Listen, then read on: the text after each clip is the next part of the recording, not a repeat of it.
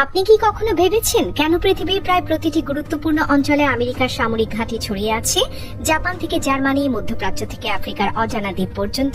সংখ্যাটা শুনলেই চমকে যাবেন। ৮০টিরও বেশি দেশে ছড়িয়ে আছে প্রায় ৭৫০ থেকে ৮০টিরও বেশি মার্কিন সামরিক ঘাঁটি, যা ইতিহাসের কোনো সাম্রাজ্যই কখনো করতে পারেনি। কিন্তু প্রশ্ন হলো, এই বিশাল নেটওয়ার্ক কি শুধুই নিরাপত্তার জন্য, নাকি এর পেছনে লুকিয়ে আছে আরো গভীর, জটিল এক ভূরাজনৈতিক খেলা?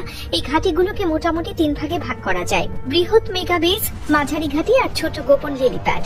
জার্মানির রামস্টাইন এয়ার বেসের মতো কিছু ঘাঁটি তো একেবারে ছোট্ট আমেরিকান শহরের মতো, যেখানে স্কুল, হাসপাতাল, শপিং মল সবই আছে, আর হাজার হাজার মার্কিন নাগরিক সেখানে বসবাস করে।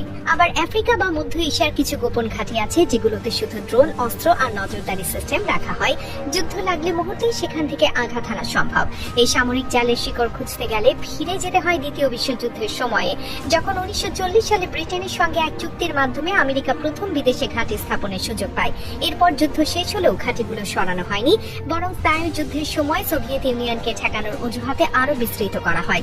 কিন্তু সোভিয়েত ইউনিয়ন ভেঙে পড়ার পরও কেন এই ঘাঁটিগুলো রয়ে গেল? এখানেই আসে আসল খেলা, বিশ্ব নিয়ন্ত্রণের কৌশল।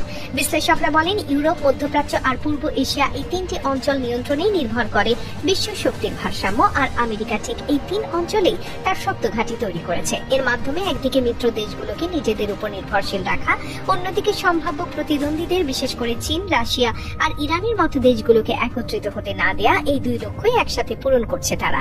তবে এই শক্তির পেছনে আছে বিশাল খরচ আর বিতর্ক। বিদেশে একটি ঘাঁটি পরিচালনা করতে যে খরচ হয় তা দেশের ভেতরে তুলনায় অনেক বেশি, আর এই ব্যয়ের বড় অংশই যায় করদাতাদের পকেট থেকে। শুধু তাই নয়, অনেক ক্ষেত্রে এই ঘাঁটি স্থাপনের জন্য স্থানীয় জনগণকে উচ্ছেদ করা হয়েছে। এমনকি অগণতান্ত্রিক সরকারগুলোর সঙ্গেও হাত মিলিয়েছে যুক্তরাষ্ট্র, যা মানবাধিকার প্রশ্নে বড় বিতর্ক তৈরি করেছে।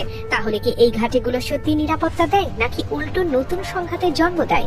একদল বলছে আমেরিকার উপস্থিতি থাকায় বড় যুদ্ধ এড়ানো সম্ভব হয়েছে, যেমন জাপান বা দক্ষিণ কোরিয়ায় সরাসরি আগ্রাসন হয় না। অন্যদিকে সমালোচকরা বলছে এই উপস্থিতি অনেক সময় নতুন শত্রু তৈরি করে এবং বিশ্বকে আরো অস্থির করে তোলে।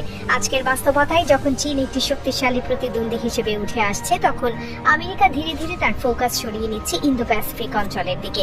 কিন্তু প্রশ্নটা এখনো রয়ে গেছে, এই শত শত ঘাঁটি কি সত্যি আমেরিকার শক্তির প্রতীক, নাকি ইতিহাসের মতোই অতিরিক্ত বিস্তারের কারণে একদিন এই শক্তিই হয়ে উঠবে তার পতনের কারণ?